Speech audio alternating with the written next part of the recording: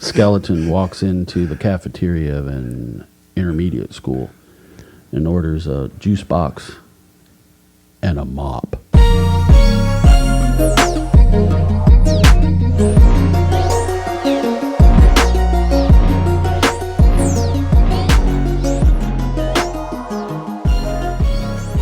Hey everybody, and welcome to episode 24 of From the Middle. I am Corey Hubble. Dylan Hubble. My name is Paul Heyman. That's not your name. It is today. Okay. All right. And Paul Heyman, and we are middle-class guys living in the middle of America, in the middle chapters of our lives, with a point of view that's somewhere in the middle. We are super excited to have our fourth guest to the show, Mr. Rob Firchau. We're just going to call him Rob for the remainder of the episode. But before, you say hi. You can say hi. Hello. Glad to be here. But before we get into the meat of the conversation with Rob, I wanted to give some context on sort of my introduction to him and why we thought he would make for an interesting guest. So my oldest daughter, Lily, as she was approaching fifth grade, before the school year started, the school put on, what is it called, an information night or info night for parents? I think that you were talking about curriculum night. Curriculum night. Probably. Okay, so this is before school starts.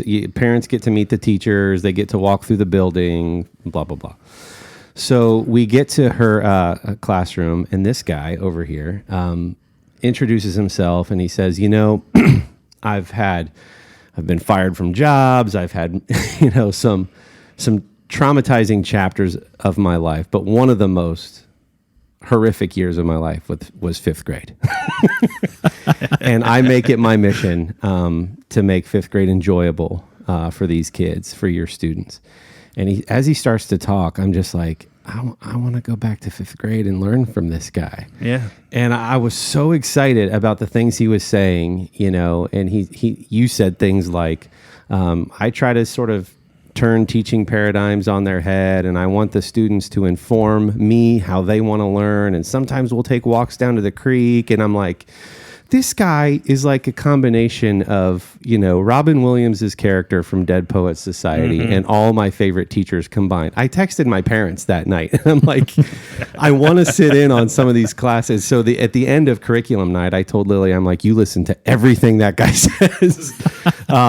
And so, Rob, I'm so excited to have you on to talk about that, to talk about, and we want you to introduce yourself here in a second, sort of in your own words. But I'm really excited to get into the meat of like how you've been able to maintain non-traditional, if you will, teaching methods and really just teaching the kids at their level and sort of ignoring some of the noise that's going on right now, where there's almost this customer-centric view of how school and how teaching should be done from parents.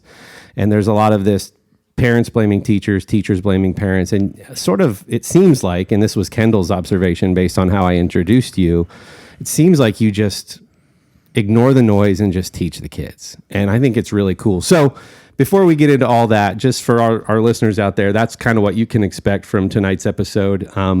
Rob, introduce yourself. Tell us about yourself. You're also a Michigan sports guy, unfortunately. So Kendall said, you know what? We're not even going to talk about teaching. We're a champion of the West over here. Yeah. Well, as a little kid growing up in Michigan, I grew up in the middle of the Lower Peninsula of Michigan in Saginaw, and spent a lot of time in the woods, a lot of time camping, fishing.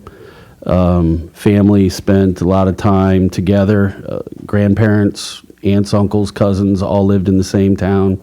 A lot of time spent together on the weekends. That was huge to me. Family is still very important to me. The thing that I got from my family is the sense of respect, the sense of understanding who I am in the context of the whole. I'm one person. I'm a Firchau. I'm a human being. I'm small, though.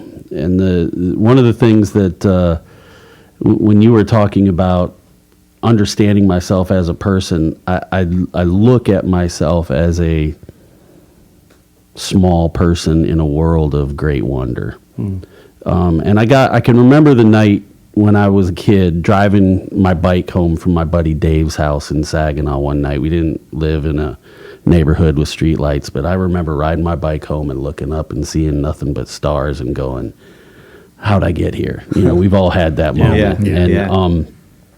That smallness, though, that sense of wonder. My favorite poet, Jim Harrison, talks about them being small gods. Those incredibly profound moments that we have in what would otherwise be day-to-day life. I get to experience those every day as a teacher with kids. Introducing myself, I'll say that I'm a wanderer. I've been a wanderer my whole life. Things I didn't follow a normal track. I was kicked out of college twice, 10-year plan literally. Majored in architecture, engineering, interior space design, the history of art. Finally graduated with a degree in the history of art and a minor in historic preservation of architecture, which naturally led me to a 30-year career in the restaurant industry. Of course. And which I enjoyed immensely and was something to this day that I crave like an addict. I grew up around food. Members of my family owned restaurants. Service is something that was instilled upon me by the men in my family of taking care of people. I was always part of cooking around the house and enjoyed it very much. Whether it's the German side of my family with the big feasts and all of that, or the Welsh side of the family that had high tea with Grandma Chenoweth at 4:00 every afternoon when I was 7 years old. Wow. That sort of thing. Just the rituals were important to me. But as a person, and as I've gotten older, I've tried to reduce, and keep challenging myself to feel that small person in this great world of wonder. Poetry is huge to me. Being outdoors, hiking, camping, windstorms are huge to me. The John Muir story of climbing the redwoods in the windstorm. I love doing that sort of thing. And so having that opportunity to instill wonder in little minds that I think are starved for it, and sadly don't even know they're starved for it, makes my job a lot of fun.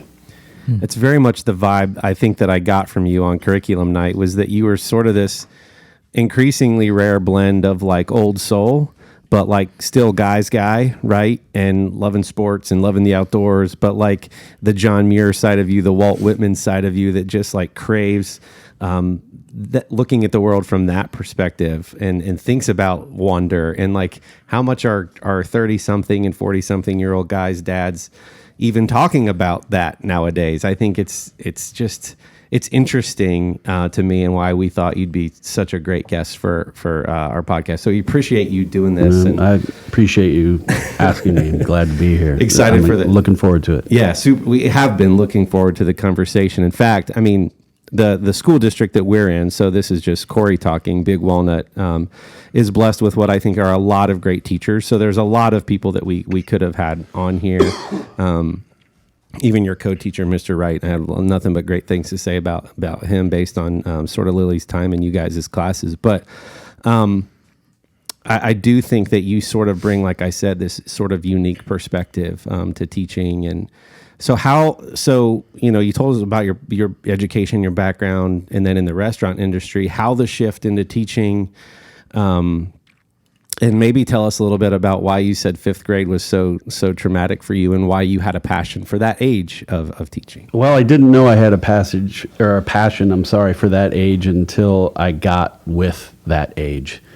Being a teacher and the prospect of becoming a teacher, I envisioned myself as being my 8th grade social studies teacher, Bob Stevens, who was my football and basketball coach in junior high when I first came down here. I had the smart idea when my family moved here from Michigan to Ohio that I was going to wear a Michigan football jersey to school the first day of school. And Coach Stevens went over and picked me up in my sled desk and carried me down the hall to his desk and put me on top of his desk and said, "Look what I found." And we were fast friends ever since then. But he quoted Civil War generals. He was a big fan of Mad Anthony Wayne and quoted him in halftime of our football games, the veins coming out of his forehead. And so I saw myself as the storyteller that he was. And, Kipling tells us that education should be, rich in storytelling. He was a storyteller, and that's what made it stick. He loved it. We loved him. I didn't want to let him down. I was very, very inspired by the stories that he told and the man that he was. Talking about becoming a teacher from the restaurant industry, I loved when I had a store. The evolution of my restaurant career went from being a dishwasher, server, bartender, in all kinds of places, honky-tonk bars on Buckeye Lake, to white tablecloth hotel dining rooms in Newark. I did it all, and I really enjoyed it all. It was not too much of what I did was in the corporate atmosphere, but having the opportunity to show my passion to the owners of the places that I worked got me a lot of opportunities. And one of the last places I had was my own. It was called Firchau's Artisan Foods, and it was a small, probably 1,800 square foot little shop in Granville. Depending on the time of year, we had anywhere from 250 to 400 different types of cheeses from all over the world, breads, 80 pounds of smoked fish flown in from Brooklyn, New York every Friday morning. Wow. That's awesome. I want to go there. Yeah. Yeah. Olive oils, vinegars, everything. And that was a offshoot from my time at Katzinger's in German Village. Yeah. I was a general manager there for quite a while and had a really good relationship with the owners there as well. But the thing that was a consistent through all of my experiences there was trying to instill a sense of joy in people who were eating or drinking at the places I was working at. And those people who I served when I was there were the most important. I don't know how it happened. I really don't. But my family instilled upon me when we sat at a table that was the place to be. That was the only place on earth at that moment that we were, that sense of fellowship and care and patience. Yeah. With each other was holy. And so service, and once I got into the specialty industry, I kind of began to understand what pushers might feel. Here, try this. Here's a 90-year-old balsamic vinegar. Tastes like a cloud of grape juice, woody tasting grape juice, literally tastes like a cloud in your mouth. Have a taste of this. Fresh mozzarella that we made in our store. Start making that stuff, and in 5 minutes we'd have 10 pounds of it sold. Just the enthusiasm and being able to pass that along to people was something that I really enjoyed. I had in-laws who were both teachers, and there was a period with my ex-wife developed breast cancer. We had twins together, and the building that our store was in, the building came up for sale all within a period of about 6 months.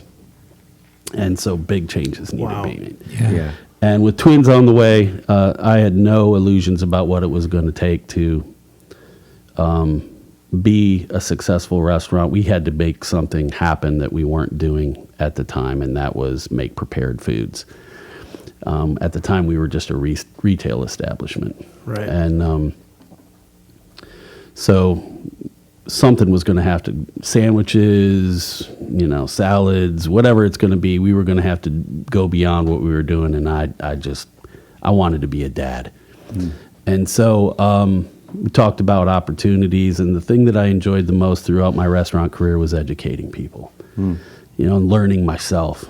I enjoy the exploration of, what makes balsamico tradizionale, really fantastic. The types of woods that it's aged in and the process that goes through. Raw milk cheeses and the English culinary tradition. All of that is very, very exciting. Those are very exciting stories again. So being able to educate and thinking about my past and what excited me, I decided to go into education. And excuse me, that the first night of my education in the master's program at Mount Vernon Nazarene, thankfully, was a philosophy of education class that, I mean, that hit me right between the eyes, and I knew I was making the right decision, and well, I guess that's that story. Even the way you talk about balsamic vinaigrette, I'm I like, was this gonna say. guy, we're 15 minutes in, and I'm like so intrigued, and your ability to, I mean, anyway, sorry. Can I interject with a food question? Do you have any favorite restaurants locally, worldwide, favorite foods, dishes, anything that you just love? For again, the thing that I think is most important about the food is the romance that goes with it, and the setting that's there, and the carriage that you have with yourself and others when you're enjoying food. I've always, for as long as I can remember, loved Lindy's in German Village. Yeah. Consistent service that is provided with pride and like it matters. I'm old school. It doesn't feel like it, but I am getting to be an old man and getting set in my ways. I love that place, but I also love simple foods. Good deli sandwich. The Jewish food culture, the German food culture are make me happy inside. They make my heart race. And I love, of course, barbecue. I'll beat anyone on the earth in a chicken wing eating contest. I think that's a challenge. There we go. That's awesome. I can echo the Lindy sentiment. I've been there a few times, and it's overall just such a great experience. I mean, the food obviously is good, but you could have good food lots of places. So the ambiance and the service and the care and the attention. Yeah. My girlfriend and I have had a tradition for a few years where the last Sunday, I should say, of summer vacation, we go and have a bottle of wine and some calamari and some carpaccio and sit out on the patio and just lament the end of summer. We both enjoy teaching, but that we do a lot of fun things through the summer, and the lifestyle definitely changes. Yeah, I don't think anyone faults teachers for enjoying that time that they have. And understanding that it's what do I want to say? There's a lot that goes into being prepared and giving your best. Yeah. And so it's taking that mental step, There's sure. no question, Dylan, and I think that's teachers have less time off than people think, and it is a time, at least for me in the way I teach, that if I didn't have it, I wouldn't be the teacher I am, because I can't keep up with everything that needs to be done the way I think it needs to be done and the way I need to do it for myself, because I'm slow. I'm not the smartest person on earth by any stretch. It sometimes I don't understand why I'm teaching gifted classes sometimes. Yeah. But I'll outwork anybody, and that's one of the things that I really enjoy about my job is the work that goes into it, and taking what I've done for the last 15 years and saying, okay, here's what I did 5 years ago, here's what I did last year. Is there anything that I can do in between there to meet the needs of these kids that are in here? It's that bitterness, I think, sometimes that I notice from people outside the teaching industry. I'm not sure it's well understood what we really do. Yeah, I have a mother-in-law who just retired, but she was teaching. Her average day was 12 hours. That was her normal work day, which I think is pretty common. And so I have a girlfriend at home who's a culinary arts teacher. She teaches 11th graders at CTEC in Licking County, and It's pretty much 24. Well, I can't say 24 hours a day, but we're talking about it all the time. Yeah. And it's fun. It's like the restaurant industry. If it's not something that you enjoy, it'll suck your soul really quickly. So you better enjoy it. And the process, the education, the exploration, the things that I learn to be able to be a better person, not just a better teacher with kids, is enjoyable to me. So I think when you were talking earlier about sitting around dinner with your family and the things that you had learned that were ingrained into you as a young person, that idea of when you're sitting around a table with a group of folks, that the rest of the world doesn't exist. Like, that is your moment that you're living in right now, and the important part is it's with those people, right? And I'm wondering how that, because as Corey had said, when Corey was talking to us about you, and it was like, it was my paraphrase of in a world where you have parents that are blaming teachers for their kids' shortcomings and teachers that are blaming parents for their kids' shortcomings, that it sounded to me that you were somebody who was just sort of working beyond all of that noise and just saying there's kids here that need to be taken care of. Yeah. And that's, and I'm seeing that there's that link there, right? Yeah. Is that when you're in a classroom, like, do you feel that? Do you feel that pressure in that moment, or of all of the testing or of the parents like ringing in your ears while you're trying to teach these kids? Or are you able to kind of shut that stuff out? Or I wasn't, and there was a period of time when I was a grade freak, and I took more grades in 9 weeks, probably 12 years ago, than I do in a whole year now. Yeah. And I've just found a way and been thankfully, blessedly, backed up with an administration who believes what I'm trying to do, that to me, it's not about that. I've also, I keep laughing as you were talking, the thing that's helped me, I think, meet the needs of the kids the most is the fact that I've given up my illusion of control over things that happen in my classroom. Okay.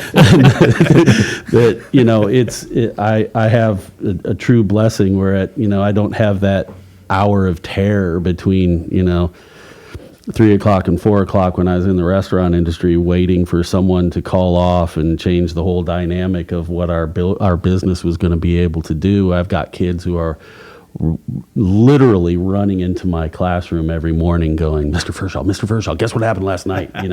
All of those sorts of things, and the stories that they feel are important to them and want to tell me about. I feel great about that sort of thing.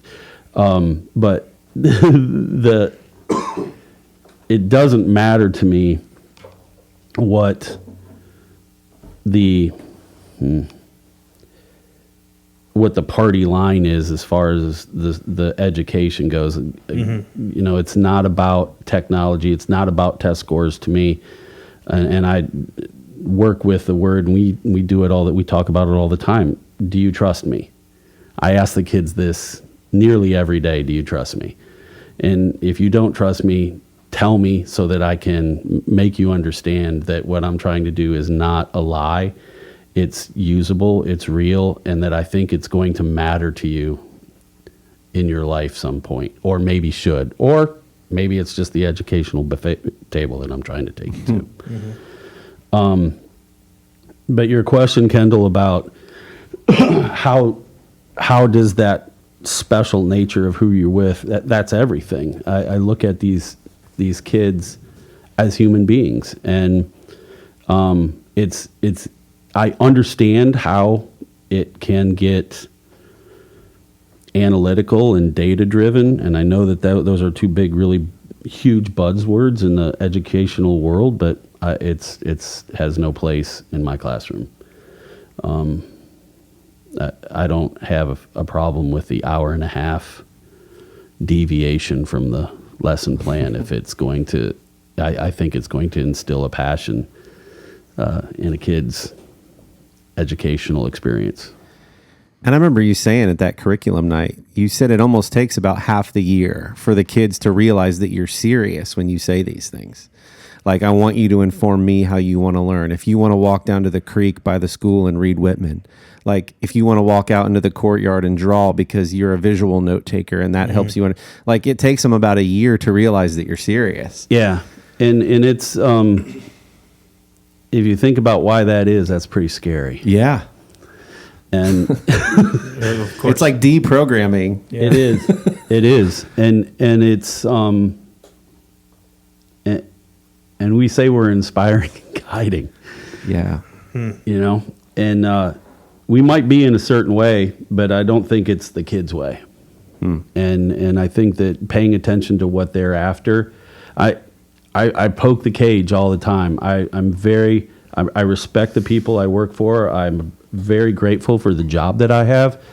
But I don't agree with a lot of the direction that we're going.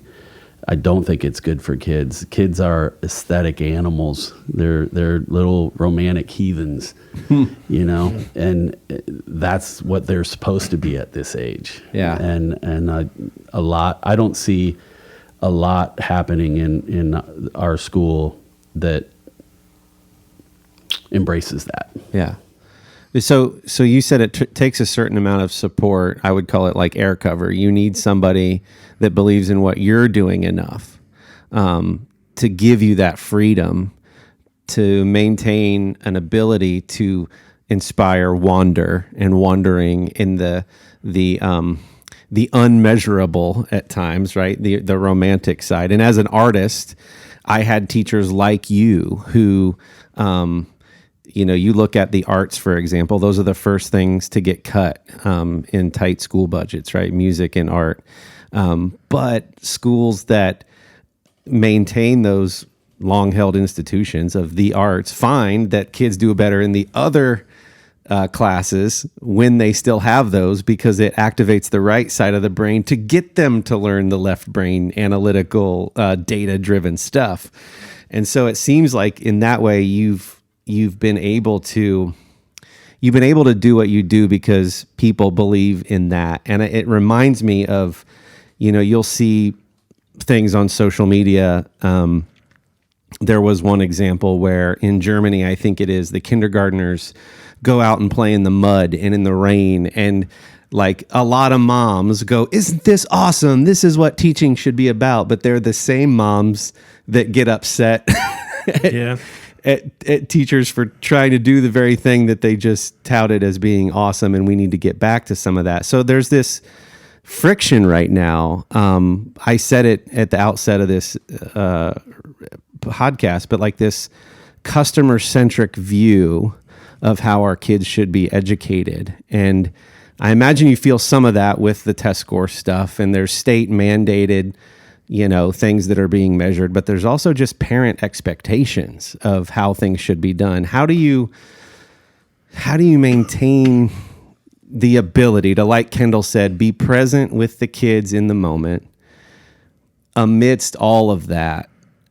Not just from the school, but from the parents, and deprogram and all of that. Like, how do you, how do you navigate those waters? It's tricky for me because I'm second guessing myself all the time. As long as I've ever been thinking about it, my biggest dragon is a lack of self-confidence. Mm-hmm. And so I'm always doubting myself. Is this right? What's going to happen when they catch me? Going to the creek too much, or that we're talking about poetry or some Erasmus quote for too long, which is what we did today. Today's Erasmus's birthday, and we were talking about him. This guy who's been dead for 600 years, and kids are deciphering his ideas. Mm-hmm. It was a blast. Mm-hmm. And I just put it up there and let him run. Mm-hmm. And, is that decoding text? Yeah. Is that deciphering vocabulary in context? Yes. Did I plan on doing it? Was it on my lesson plan? Nope. Yeah. And so all of those things, I guess I made the decision not to pay attention to it, Corey. That I didn't go looking for it, and thankfully so far it hasn't come looking for me. Most of the time, as far as I know, everything's good. And that for the most part, I understand and think that parents appreciate what I'm doing. I care about their children like they're my own. I say that to my kids, my students. I love you like you're my own. I care about you. And I'm not doing this so you get good grades. I'm saying this so that you enjoy your life. Yeah. So that you become a problem solver, that you can critically think, that you can choose a girlfriend or a boyfriend or a restaurant you want to go to with confidence. All these things that we do, it matters. Yeah. That's so cool. And I think I have been very blessed to have a tremendous amount of confidence instilled in me by the administration. So I've had superintendents, children's come through my classroom, principals, and I feel supported. Yeah. Almost everyone, anytime you come up in conversation with other parents, it's just, and we talked about a few of those examples before we started recording tonight, but like so many people are just like, that guy's awesome. Like, I want to hang out with that guy and learn from that guy. I mean, even hearing the things that you're talking about, work ethic and service and showing up where your feet are at the table with family and conversation. And I'm like, all this like virtues that I hope to emulate, but I hope my kids emulate. And I don't know, it's just really cool. It feels like in some ways the best time warp. And it's sad though that we've lost some of these arts, and the art of conversation, the art of sitting with people and over dinner. And so what if it takes 2 hours? It's not about the next appointment. It's about the quality of the conversation and the relationship, So I just love it. I think some of it has to do with our misunderstanding of the value of time.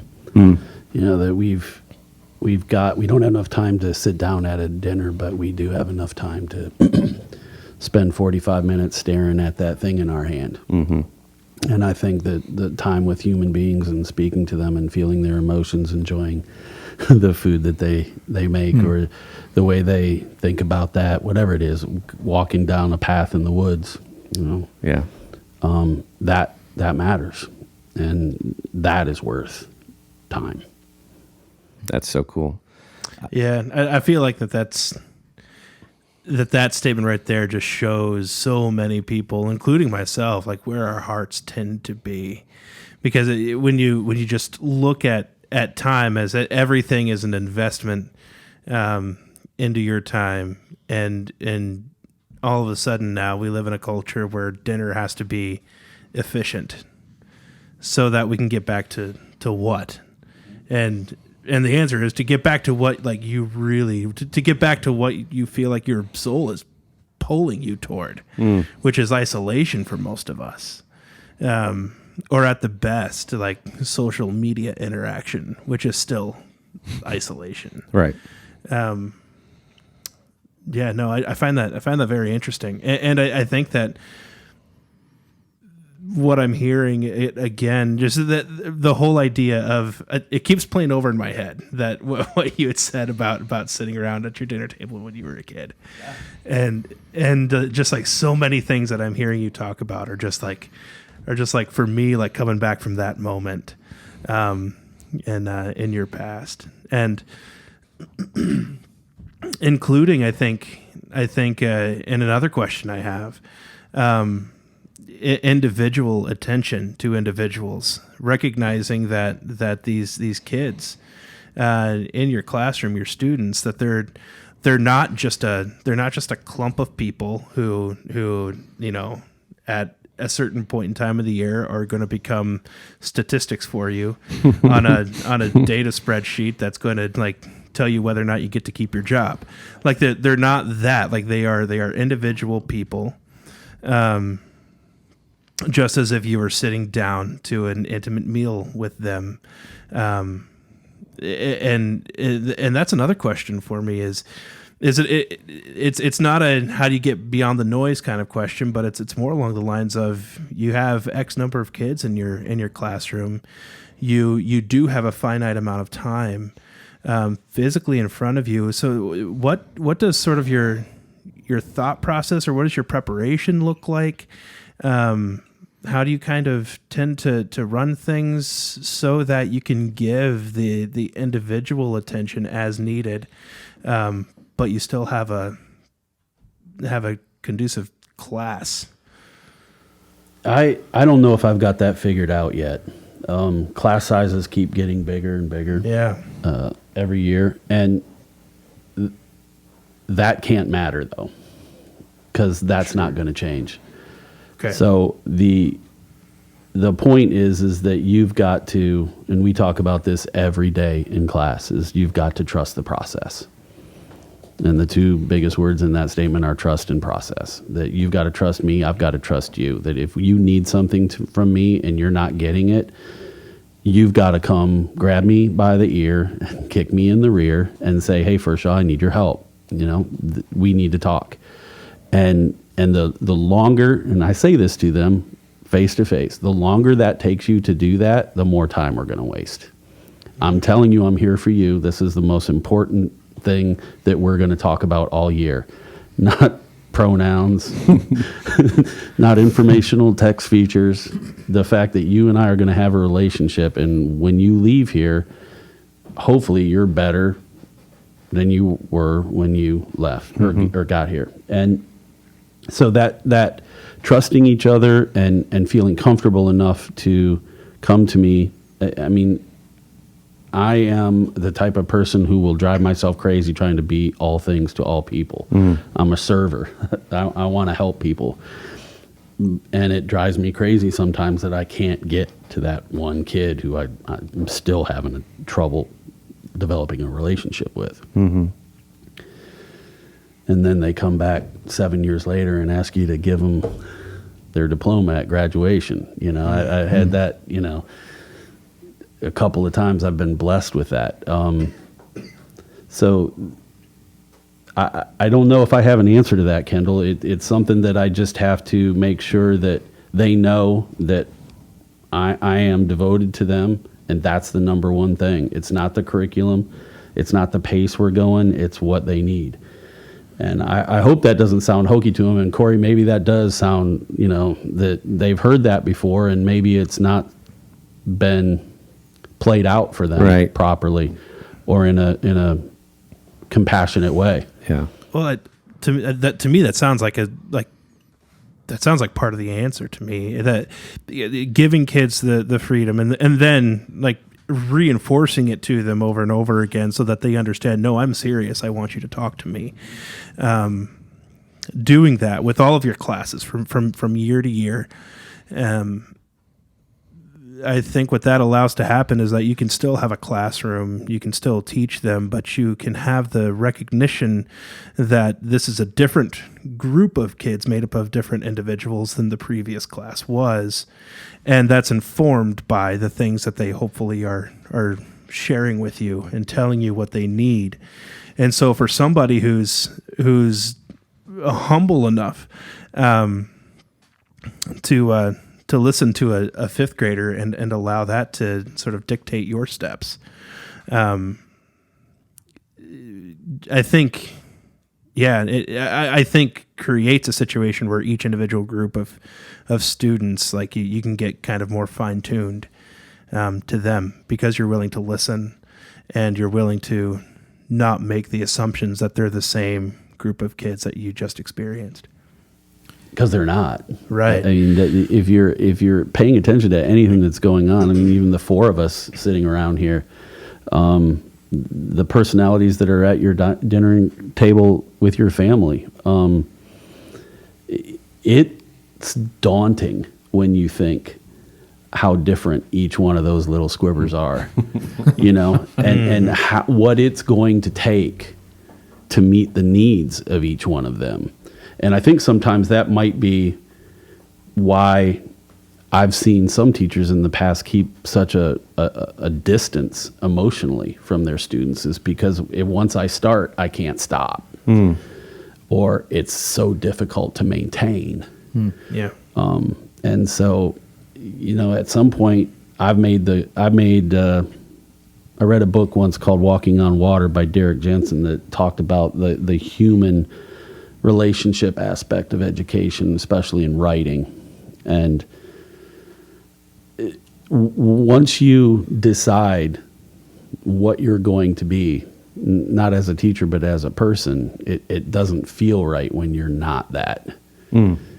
Especially when little kids are looking at you, holding you accountable for that. Yeah. And I remember that. I remember that feeling of, not sure this kid, Rob, I'm not sure about him. I'm not sure about his attention. I'm not sure about his effort in school. And I wanted to do well, but I just didn't get it the way I was being taught.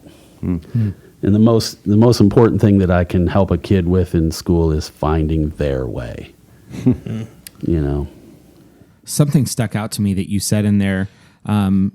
In your humility, you made a mountain into a molehill, which was the size of classes. You kind of blew by it as if it is what it is, we'll deal with it and move on. I don't know that everyone would even be willing to so gracefully accept that and accept the challenge of what that looks like. And you're willing to kind of just push right by that. That could halt a lot of people in their tracks, especially younger teachers or people who this isn't how it always was, and we shouldn't have to deal with this kind of thing. And so can you speak to that and what that looks like right now in education? Well, especially in our district, which is exploding. It's crazy. Yeah.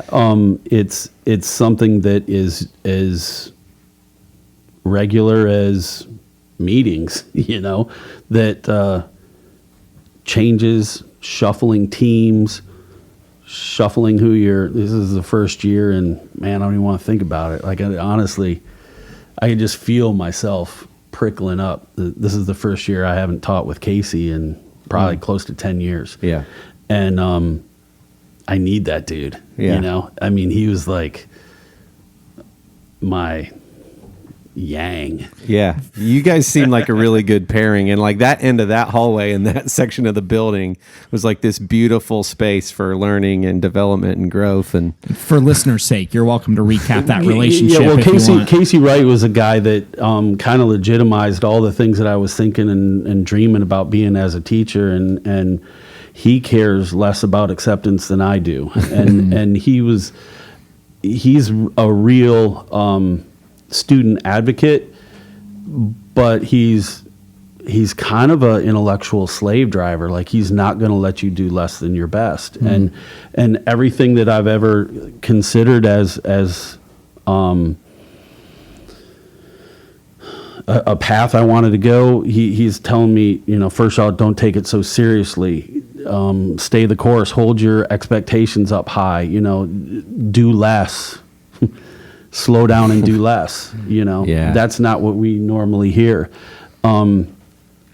Casey is philosophically consistent to me.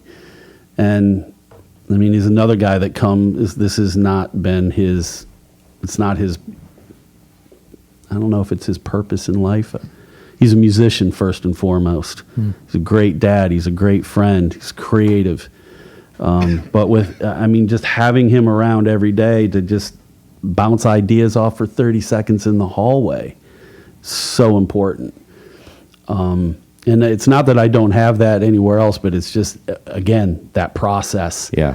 And the understanding the unspoken language that you have and the experiences that we both share that we can just rely on. Guys, I don't know if I'm making any sense. I feel like I'm you rambling. are. This is great. Like, not at all. I'm totally We're more or tracking. less listening in awe. Because I don't. This is so. It's not easy to talk about because it really is every day I'm responding to something. I don't have a plan book. I write my plans down after the day is over. What worked? What did we do? What could we move on to tomorrow? And so I don't know. I hope I'm answering your questions. Absolutely, you are, and I'm totally gelling with you, and I don't want to put this label for fear of like danger, but like countercultural, right? Like we've kind of been hitting around it, like all the noise, all the pressures, all the growing classrooms. And you said it can't matter, right? Like it can't matter. It has to be about the kid and them finding their way. And unfortunately, what we would all hope for our children, it is unfortunately sounding like it's becoming countercultural with all these pressures that are happening. So, these guys know in my day job, as a consultant, you go into these, big enterprise legacy companies with sort of old school sales mentality, and it's typically a technology driven conversation, and you're at a dry erase board doing design thinking and to get those folks to think the exact opposite of what they're used to thinking on a day-to-day basis is and the only people that get it are the 15 of us that do this every day. So this is your Casey. You need that voice of somebody else that goes, stay the course, man. This is the right way. Like, you got to stay countercultural. It's the right way to do it. So when we get into the room with these executives who live by their phone and live by their Outlook calendar, and you say, put your cell phone away for 8 hours, put your computer away for 8 hours. We're going to have a conversation as peers. We're going to think freely. That's so countercultural. And then they walk away and go, that was one of the most powerful days.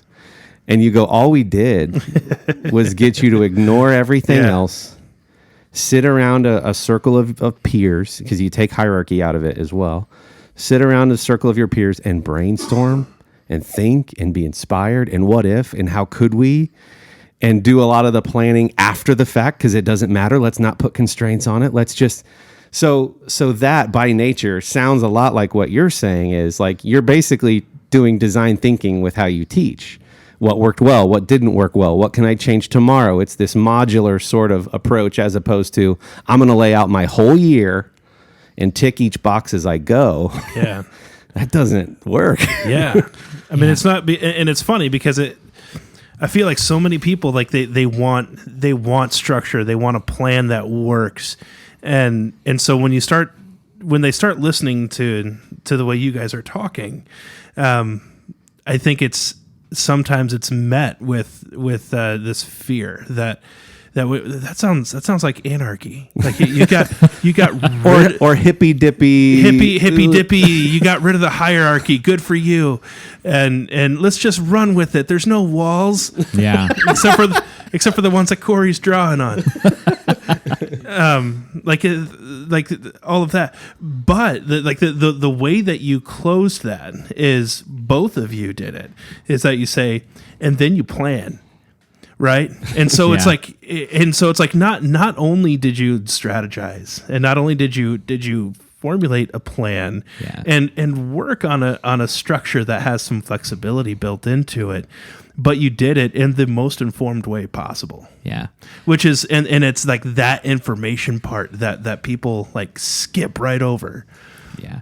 My the last gig I was doing, fortunately, we were allowed to boil a lot of our conversations down to very simply, as I'm kind of consulting, what's working, what's not working, and how do I support you from here? And it's hard when people don't live in that world to see that that's enough structure to still get a lot of things done, as long as you understand that there's support and action at the end of that conversation. But it's hard from the outside looking in to think that could be enough, especially when you're dealing with lawmakers who are this is not their world of expertise. This isn't distinctly political, but it's just the nature of education, that there's a lot swirling around it.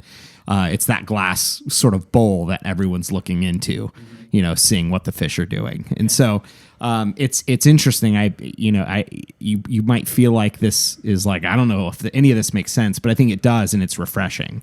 To get to hear that kind of outside perspective. Well, we're the outside, but from your perspective. Well, I'm not sure you're so outside, or maybe I'm the outsider. I understand design thinking, and my sister and my dad are both engineers. My mom's an artist.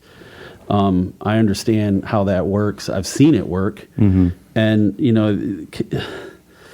Kendall, the thing that you're talking about with structure, I think sometimes one of the most bone-wrenching questions I've seen or I've asked people is why. You know, if we're doing this or this is an expectation of what should be happening in the classroom, you can shake things up by just asking why. Mm-hmm. You know, and going back to your statement about, you know, the structure that everybody's used to. Everybody, it's like the shock with the monkeys, you know. I want the shock because it's what I always get, right. You know. It doesn't feel good, but it's consistent and it's always there, and it's my shock. Sure. And you know, people don't understand, like you said, Corey, that there's a whole other world out there until they're shown it, and they can see that, and they've never experienced that process or that freedom. Yeah. You know, I remember history of art classes and, you know, interpreting paintings or sculptures or anything like that, and feeling like, you know, it's a mantra we have in our class. There's no wrong answer as long as you can tell me why. Yeah. You know, explain yourself. And in 6th grade, that's enough. I'm sorry. Yeah. That's enough. Yeah. So that's the direction I'm trying to push this is. And I don't really, you don't think it's carnal. I don't think anybody at this table would think it's counterculture. It's just a way of thinking. It's a way of looking at the world that is, it's Keith's negative capability. What could be? What could this be? What could this end up like? Yeah. Not what is, what has to be. Yeah. There's time for that. Sure. There's going to be plenty of time for that. But let's get used to how we work with uncertainty. Yeah. You know. Dylan, your thing about those 3 questions reminded me of something that we've adopted that actually stems from the military, which is an after-action review, like AAR for short. So the questions that you ask after any meeting, mission, whatever you did are, what did we intend to do? What actually happened? What went well? And even better if. And you just do that after each engagement. And then that informs the next one. You build this repository of AARs that say, you know, what did we intend to do? What actually happened? What went well? And even better if. And it's just you're still doing design thinking after the fact, which leads into your design thinking for the next one, which it's this iterative thing that keeps informing itself so that you can keep getting better. Not to get too process driven, right? Because you don't want to develop a formula out of this. You're just trying to do some learning that informs the next one. And I love that. And I've actually shared that with other people who have implemented that in their organizations. And they're like, we don't do any sort of post-mortem after action review. We just jump to the next thing. Well, and using that kind of system, doing that, that's a thing that like 30 years down the road, it's still going to be working, right? Because it's been allowed to ebb and flow with the environment. I get really scared and itchy anytime somebody tries to etch something in granite. You know what I mean? Yeah. Like as long as it's on a dry erase board, I'm cool. If it's in pencil, I'm cool. The moment you get out a chisel, I get a little cringy because I'm like, well, what if? What if the circumstances change tomorrow? What if the school doubles in size? What? Yeah. Well, we're in the process right now. We had a situation last week. I had to take a day off and had a substitute teacher who I really respect and has been in our building for a long time. She knows me. She knows my classes really well. Yeah. But things were not the same when I was not there. Yeah. And you can look at that 2 different ways. I had a owner of a restaurant I worked at and said, Firchau, you're really good at what you do. Let's see what happens when you're not here for a day. And so the culture of our class and the freedom that kids had that they normally have was taken away from them because the sub didn't realize what was going on. And it was something that I didn't probably enumerate properly in my sub plans, but also I think that looking at that, there's a part of me, and I told the kids this the next day, that there's a part of me that's trying to get you to stand up for yourself. And there's nothing wrong with respectfully telling anybody that here's how we operate in our class. This is what we do. This is what we expect in the culture of this classroom in here.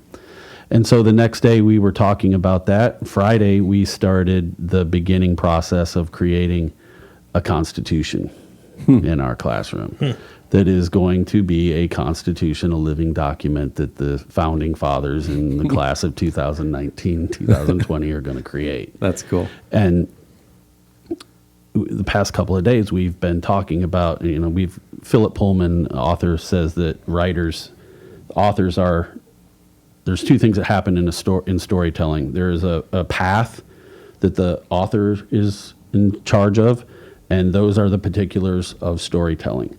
The wood that path goes through is what's created by the reader, and that's their imagination at work, triggered by the words that the author uses.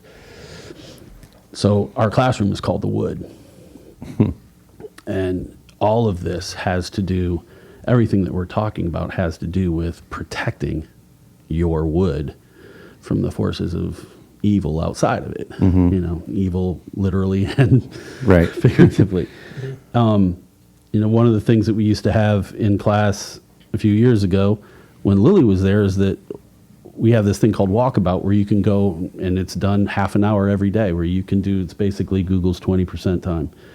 You can do anything that is spiritually or intellectually uplifting, inspiring to you. Which I love. She still talks about her walkabouts. And kids paint. They get time with the music teachers to go down and practice their music.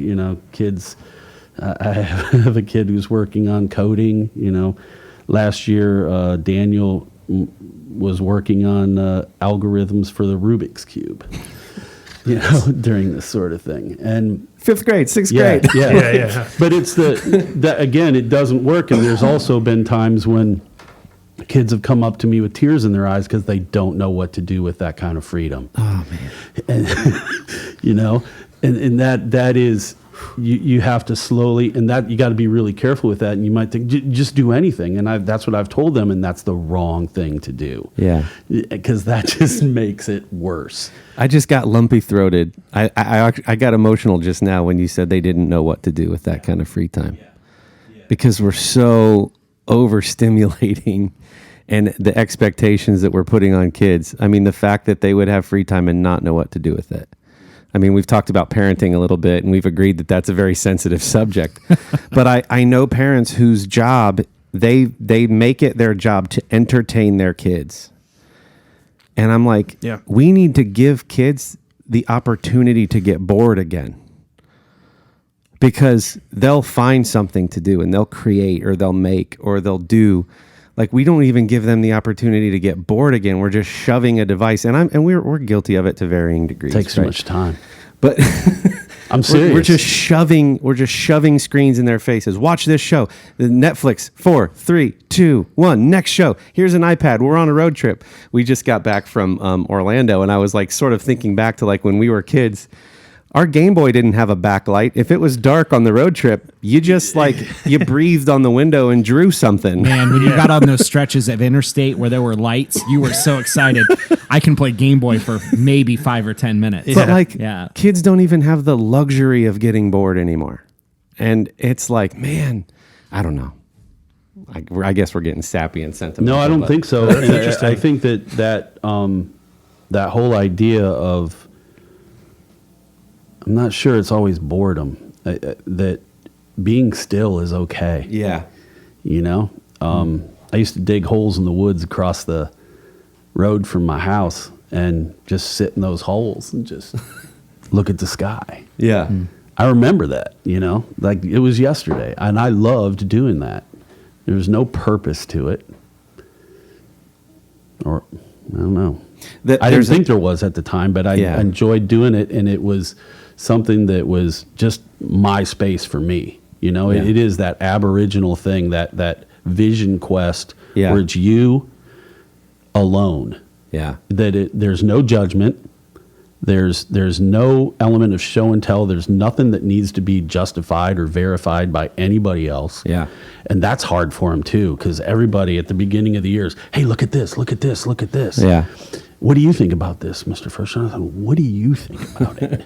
Yeah. You know, because it's dangerous. I think, and I tell them too that I don't want to get you used to me judging. It's the most difficult job of part of my job as a teacher is thinking that I should be putting any sort of, excuse me, quantitative measurement on something that a 12-year-old writes. Yeah. Because you're writing. Yeah. Good. Keep writing. Yeah. Keep writing. Yeah. And there's times when I give them a project at the beginning of the year and they go, when's this due? I said, the day you graduate. Wait, you're not going to grade it? No. So why do we do it? Because you want to, and it's your creation. Are you ever going to see it? No. Nobody should. You just write. Yeah. And keep writing. Yeah. And enjoy it. Yeah. Philip Pullman says we don't need tables of do's and don'ts and thou shalts and those thou shalt nots. We need books and time and solitude. That's really good. And there's a theme actually going back to what we were saying about our longing for a schedule and an itinerary. Mm-hmm. Like, is that really a fear of stillness as well, just in an adult version? You should sit in on our teacher meetings when we talk about whether or not we're going to have bell schedules. I don't think whether a bell's going to ring every 45 minutes. I don't think Ding, I could. fries are done. Ding, fries are done. Ding, fries are done. And it's a big deal. But again, I think that whole idea of structure, Casey and I talk about this a lot. We'll figure out what is and do the exact opposite and see why doesn't that work? Yeah. Why? I love that. This is such rich conversation. Like, I'm so in this. Will you join us for another episode? I'd love do to. You have time? I'd love to, yeah. Before we wrap up, though, in case for some strange reason people aren't finding this as valuable as we are, if you had just a couple things you would want to tell parents in the culture that we're in the overstimulated, busy, expectation-driven, data-centric, if you just had a couple messages for parents based on your career teaching, what would it be? Trust your kids. Trust what they are. Trust who they are. Trust what their dreams are. Trust what the silliness, the craziness, bathe in it. Trust your kids. Awesome. Well, we really appreciate you joining us for this episode. We're excited to have you back for another one and see where the conversation continues to go. If you've enjoyed the conversation with Rob as much as we have, we hope you'll join us for episode 25. Until then, I have been Corey Hubble. Dylan Hubble. Kendall Ayala. And I'm Rob Firchau. Bye, guys.